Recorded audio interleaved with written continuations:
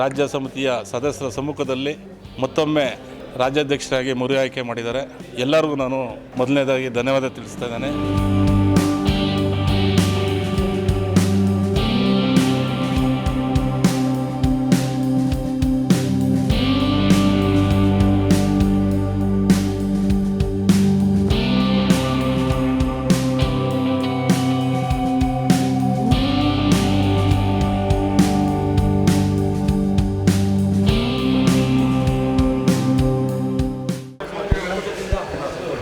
Sir, ಇವತ್ತು ರಾಜ್ಯ ನೇಕಾರ ಸಮಾಜ ಒಕ್ಕೂಟದ ನೂತನ ರಾಜ್ಯಾಧ್ಯಕ್ಷರಾಗಿ ತಮ್ಮನ್ನು ಒಮ್ಮತದಿಂದ ಆಯ್ಕೆ ಮಾಡಿದ್ದಾರೆ. ಮರು ಆಯ್ಕೆ ತಮ್ಮ ಮುಂದಿನ ಆಲೋಚನೆಗಳು?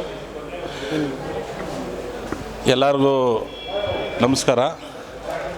ಈ ದಿನ 2024-25 ಸಾಲಿನ ಸರ್ವಸದಸ್ಯ ಸಭೆ, ಇದ್ರ ಜೊತೆಗೆ 2025-28 ಸಾಲಿಗೆ ನೂತನ ಅಧ್ಯಕ್ಷರ ಆಯ್ಕೆಯನ್ನು ಕಾರ್ಯಕ್ರಮ ಹಮ್ಮಿಕೊಂಡಿತ್ತು. ಆ ಕಾರ್ಯಕ್ರಮದಲ್ಲಿ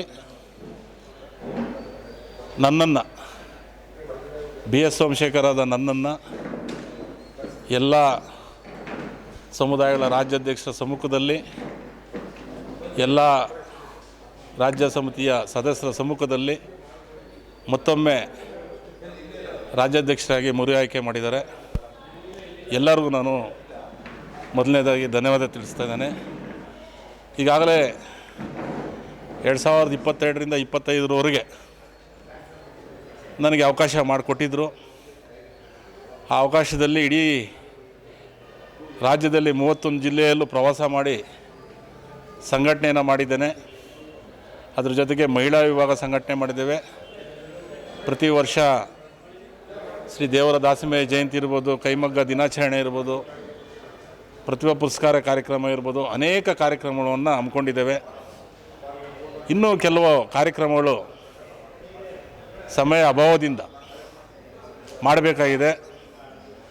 ಒಂದು ನೇಕಾರ ಸಮುದಾಯಗಳ ಭವನ, ಒಂದು ಕಚೇರಿಯನ್ನು ಪ್ರತ್ಯೇಕವಾಗಿ ಬೆಂಗಳೂರು ಮಹಾನಗರದಲ್ಲಿ ತೆರೆಯುವಂಥ ಮಹತ್ವದ ಕೆಲಸ ಮೊದಲನೇದಾಗಬೇಕು. ಅದರ ಜೊತೆಗೆ ಈ ರಾಜ್ಯದಲ್ಲಿ, ರಾಜ್ಯ ಸರ್ಕಾರದಲ್ಲಿ ನೇಕಾರ ಸಮುದಾಯಗಳು ಒಂದು ಅಭಿವೃದ್ಧಿ ನಿಗಮಗಳಿದ್ದಾವೆ.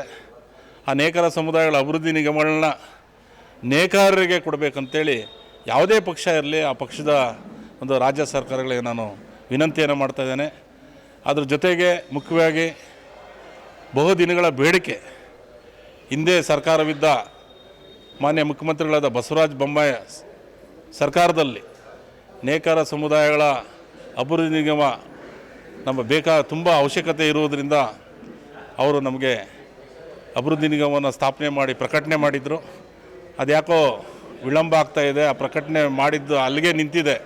ಮುಂದಿನ ದಿನಗಳಲ್ಲಿ ಸರ್ಕಾರ ಅದನ್ನು ಪ್ರಾರಂಭ ಮಾಡಿ ಒಂದು ನೇಕಾರ ಸಮುದಾಯಕ್ಕೆ ಒಂದು ನ್ಯಾಯ ದೊರಕಿಸ್ಕೊಡ್ಬೇಕಂತೇಳಿ ಈ ಸಂದರ್ಭ ತಿಳಿಸಿ, ಇನ್ನೂ ಈ ಒಂದು 3 ವರ್ಷಗಳ ಕಾಲ ನಾವೆಲ್ಲ ಸೇರಿ, ಹಿರಿಯರ ಸೇರಿ ಇನ್ನೂ ಅನೇಕ ಕೆಲಸಗಳು ಸ್ವಲ್ಪ ಇರೋದರಿಂದ ಅವೆಲ್ಲ ಅವ್ರನ್ನೆಲ್ಲ ಜೊತೆಗೆ ಹಾಕ್ಕೊಂಡು ನಾನು ಮಾಡ್ತೀನಿ ಅಂತೇಳಿ ನಾನು ಈ ಸಂದರ್ಭದಲ್ಲಿ ತಿಳಿಸ್ತಾ ಇದ್ದೇನೆ.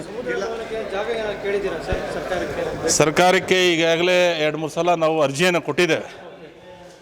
ಅದು ಅರ್ಜಿ ಕೊಟ್ಟಿದ್ದೇವೆ, ಅದು ಸೂಕ್ತವಾದ ಸ್ಥಳ ನಮಗೆ ಸಿಗ್ತಾ ಇಲ್ಲ.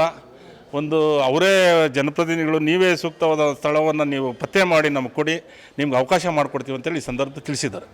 ಸರ್, ಈಗ ನೇಕಾರ ಯಾವುದೇ ಸರ್ಕಾರ ಬಂದರೂ ಕೂಡ ಕೈಮಗ್ಗ ಅಭಿವೃದ್ಧಿ ನಿಗಮಕ್ಕೆ ನೇಕಾರ ಸಮುದಾಯದವರನ್ನೇ ನೇಮಕ ಮಾಡಬೇಕು ಅಂತ ಹೇಳಿ ತಾವೊಂದು ಸಭೆಯಲ್ಲಿ ಕೂಡ ಒಂದು ರೆಜಲ್ಯೂಷನ್ ಕೂಡ ತಾವು ಹೇಳಿದ್ರಿ. ಅದೇ ಈಗಾಗಲೇ ನಾವು ಮನವಿ ಕೊಟ್ಟಿದ್ರೂ ಸಹ ಸರ್ಕಾರಗಳು ಮನವಿಗೆ ಸ್ಪಂದಿಸ್ತಾ ಇಲ್ಲ. ಅದರಿಂದ ನಾವೇನು ಇನ್ನೊಂದು ಮಹತ್ವದ ಒಂದು ಕಾರ್ಯಕ್ಕೆ ನಾವು ಒಂದು ಕಾರ್ಯಕ್ರಮವನ್ನು ರೂಪ ಮಾಡ್ತಾ ಇದ್ದೇವೆ. ಎಲ್ಲ ನೇಕಾರ ಸಮುದಾಯಗಳ IAS ಅಧಿಕಾರಿಗಳಿರ್ಬೋದು, IPS ಅಧಿಕಾರಿಗಳಿರ್ಬೋದು, ಪೊಲೀಸ್ ಅಧಿಕಾರಿಗಳಿರ್ಬೋದು, ಆಮೇಲೆ ಸರ್ಕಾರಿ ಕೆಲಸಗಳಲ್ಲಿ ಯಾರ್ಯಾರು ಕೆಲಸ ಮಾಡ್ತಾಯಿದ್ದಾರೆ ಅವ್ರನ್ನೆಲ್ಲ ಒಂದು ಕಡೆ ಒಂದು ಸಭೆ ಮಾಡಿ ಒಂದು ಈ ಕಾರ್ಯಕ್ರಮಗಳನ್ನ ಆಗೋದಕ್ಕೆ ಒಂದು ಕಾರ್ಯಕ್ರಮ ಹಾಕ್ಕೊಂಡು ಮುಂದಿನ ದಿನಗಳಲ್ಲಿದ್ದಾವೆ.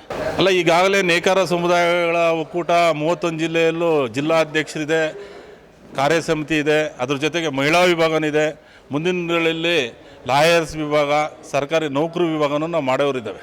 ಸರ್, ಈಗ ಪತ್ರಕರ್ತರ ಒಕ್ಕೂಟನು ಕೂಡ ಅದನ್ನು ವಿಂಗ್ ಮಾಡಬೇಕು ಅಂತ ಹೇಳಿ ನೇಕಾರ ಈಗಾಗಲೇ ನೇಕಾರ ಸಮುದಾಯಗಳ ಪತ್ರಿಕೆ ಮಾಧ್ಯಮದವ್ರು ಇದ್ದಾರೆ.